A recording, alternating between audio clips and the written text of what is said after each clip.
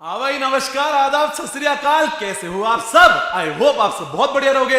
मैं बता दूं, मैं भी बहुत ही ज्यादा अच्छा हूं। Hi, this is professor C Aditya Sharma and I welcome you all to amazing session of ABC analysis for CA inter May 25। तो बच्चों, बहुत ज्यादा रिक्वेस्ट के बाद फाइनली मेरे को बच्चों ने बोला, सर एक बढ़िया सा एबीसी एनालिसिस दे दो इंटर सीए के लिए। तो भैया आ गए अपनी वीडियो बनाने के लिए।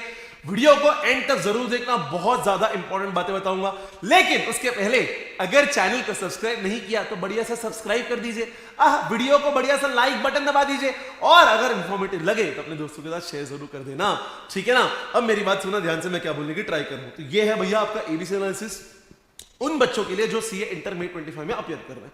अब देखो, जो मुझसे पढ़ चुके बच्चे, जो मुझसे नहीं भी पढ़ चुके, मैं उनको बता दूं कि जनरली ना क्लास में आपको एक एबीसी एनालिसिस मिलता ही है। वो जनरल एबीसी एनालिसिस होता है, या जहां से रिस्पेक्टिव फैकल्टी से आपने पढ़ा होगा, उन्होंने भी आपको एक एबीसी एनालिसिस दिया होगा जो आप जनरली हर जगह यूज करते हैं। आप बोलते हो कि ये कैटेगरी ए वाले चैप्टर्स है, ये बी वाले चैप्टर्स है, ये सी वाले चैप्टर्स है। लेकिन ये जो एनालिसिस है ना, ये इस एग्जाम के लिए बहुत ज्यादा इंपॉर्टेंट है, ठीक है ना। तो इस एग्जाम के लिए ये वाला एनालिसिस बहुत ज्यादा इंपॉर्टेंट है।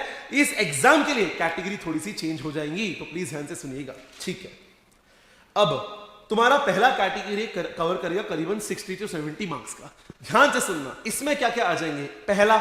सबसे पहला आता है तुम्हारा कंसोलिडेशन, ठीक है ना। दूसरा आ जाएगा तुम्हारा इंटरनल रिकंस्ट्रक्शन ऑफ कंपनीज। तीसरा तुम्हारा आ जाएगा अमालगमेशन। फिर आता है तुम्हारा ब्रांच अकाउंट्स एंड सीएफएस मतलब कैश फ्लो स्टेटमेंट।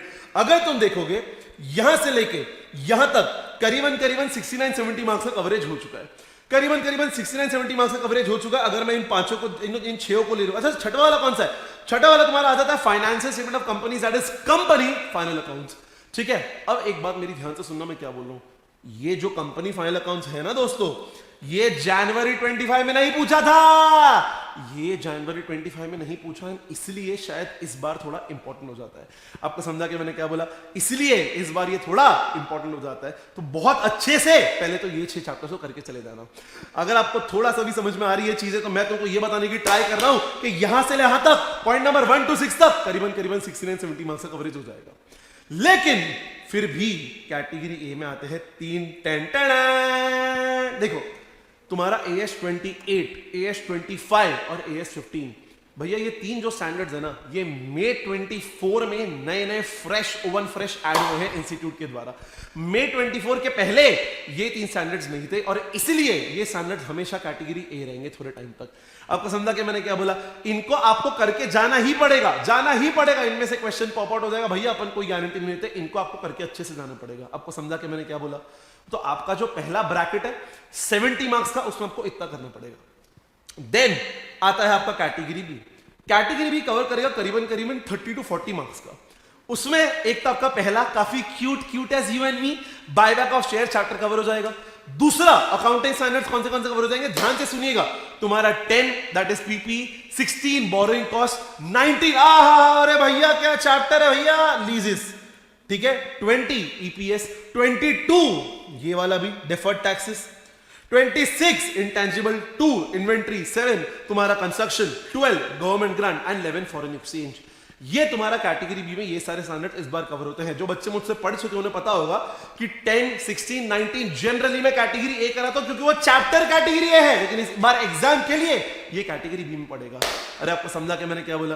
अरे आपको समझा क्या? अच्छा, इसमें भी AS22 और AS19 तो बहुत अच्छे से करिएगा। आपको समझा क्या? बहुत इंपॉर्टेंट चैप्टर है, अच्छे से करिएगा आप। देन बात करते हैं एप्लीकेबिलिटी ऑफ एएस से। एक चैप्टर है एप्लीकेबिलिटी ऑफ एएस, उसमें ना लिमिट्स बहुत ज्यादा इंपॉर्टेंट हो जाती है। वो लिमिट्स ना हमेशा से मेरे को लगता है इन लोग आपको एमसीक्यू में पूछ लेंगे, तो लिमिट्स बहुत अच्छे से आप करिएगा। और एक बढ़िया सा चैप्टर है, कौन सा? फ्रेमवर्क। देखो फ्रेमवर्क में कैसा होता है ना, सारे चैप्टर्स होने के बाद ना उन्होंने मल्टीपल तरीके से वहां पे क्वेश्चंस प्लॉट कर दिए हैं फ्रेमवर्क चैप्टर में। मतलब अगर आपने सारे चैप्टर्स पढ़ लिए तो उनके कॉम्बिनेशंस, मतलब कभी इधर का एक छोटा कंसेप्ट, इधर का एक छोटा कंसेप्ट मिला के उन्होंने फ्रेमवर्क में डाल दिया।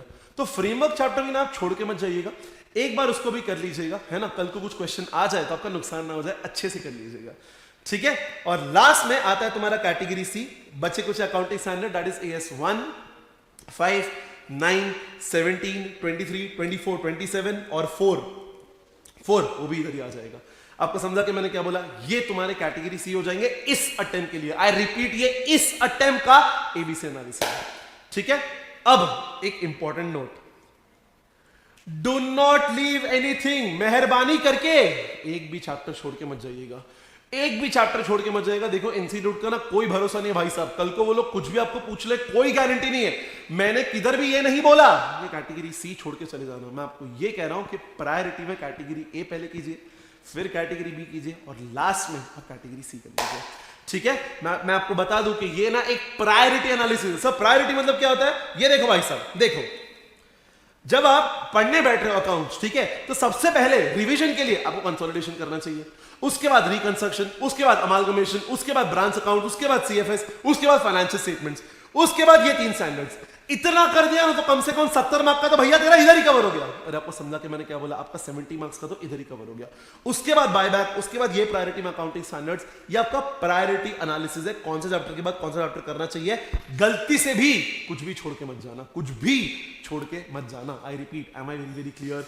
अच्छा, अगर वीडियो आपको अच्छा लगे तो बढ़िया सा लाइक जरूर करना, दोस्तों के साथ क्यूट सा शेयर जरूर करना, ठीक है। सब्सक्राइब बटन जरूर दबा के रखना और वो घंटी बना देना। अरे बेल आइकन क्यों सर, हम क्यों करें? अरे बेटा यहाँ पे देख, अरे बेटा यहाँ तू देख, मस्त वाली चीज आने वाली। कहां गया? हाँ बेटा, सीए इंटर का 5 डे स्टडी प्लानर तेरे को कल के कल मिल जाएगा। बढ़िया सा तू चैनल सब्सक्राइब करके रखना भाई साहब। सीए इंटर का 5 डे स्टडी प्लानर अपने को इस साल में मिलने वाला है, ठीक है। और एक मस्त वाली चीज करना, ठीक है। देखो बहुत क्रिटिकल टाइम चल रहा है, आपका पूरा फोकस ना सिर्फ और सिर्फ पढ़ाई पे जाना चाहिए, ठीक है। मेरे को पता है रिसेंटली अपन एक डिस्टर्बिंग न्यूज़ सुना, एक कश्मीर के पहलगाम में अपने देखा कि बहुत ज़्यादा बुरा हादसा हो गया, ठीक है। बहुत ज़्यादा फैमिलीज जो है थी वहाँ पे, बहुत कंडोलेंसेज है उनका, आई मीन अपना उनके साथ, आप सबका उनके साथ। लेकिन मैं तुमको ये कह रहा हूँ कि यार ये सब चीज़ों से ना आप एकदम हार आ जाइए, आप सिर्फ अपनी पढ़ाई पे ध्यान दीजिएगा। आपका ध्यान सिर्फ पढ़ाई पे होना चाहिए और आप किसी चीज़ पे कोई ध्यान नहीं देंगे, ठीक है ना। तो आप पूरा दिल से पढ़ना, आसपास सिर्फ पॉजिटिविटी रखना, कोई भी तरीके की न्यूज़ जो आपको डिस्टर्ब करिए, कोई भी तरीके की नेगेटिव बात जो आपको डिस्टर्ब करे, आप उससे बाहर आ जाइए। And with all the believe that exist in the world, please एक कमेंट जरूर करके जाना। क्या कमेंट करोगे? कि I am going to clear CA inter in May 25। अगर आपको 1% भी लगा ना ये वीडियो बहुत इंफॉर्मेटिव है तो प्लीज जरूर जाके नीचे कमेंट करके आना कि I am going to clear CA inter in May 25, ठीक है। तो अगले वीडियो के साथ मैं आपको मिलूंगा जहां मैं आपको स्टडी प्लान बताऊंगा। और भाई साहब सुनिए, अपना एक व्हाट्सएप कम्युनिटी है भाई साहब, जहां आपके जैसे आपके तरह बहुत सारे क्यूट बच्चे हैं, ठीक है। तो ऐसे इंपॉर्टेंट अपडेट्स के लिए, ताकि आपका मिस ना हो जाए, प्लीज वो व्हाट्सएप कम्युनिटी ज्वाइन कर लीजिए, जिनका लिंक आपको बायो में मिल जाएगा, ठीक है। तो दोबारा मिलता हूं मैं आपको और ऐसे इंफॉर्मेटिव वीडियो के साथ। तब तक के लिए bye bye, see you, take care and thank you so much guys, bye.